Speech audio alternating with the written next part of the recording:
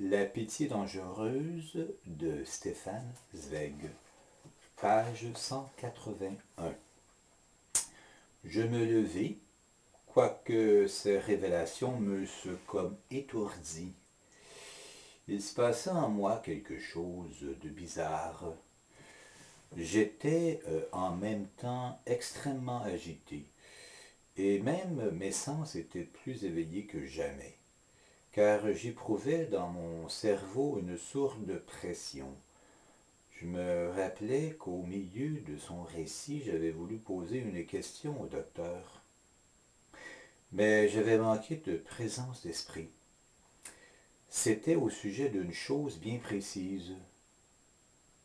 Et maintenant que je pouvais l'interroger à loisir, je ne me souvenais plus. Ma question avait dû être emportée par l'émotion. En vain, je m'efforçais de faire revivre dans ma tête tous les détours de la conversation.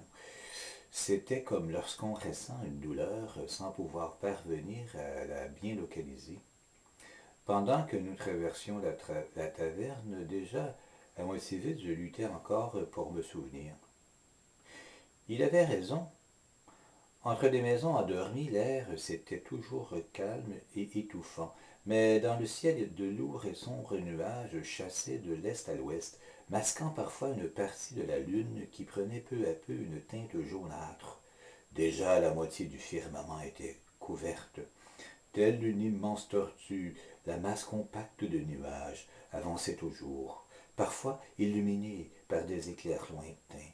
Cependant que plus loin encore, à chaque éclair, on entendait comme le grognement désagréable d'un animal furieux.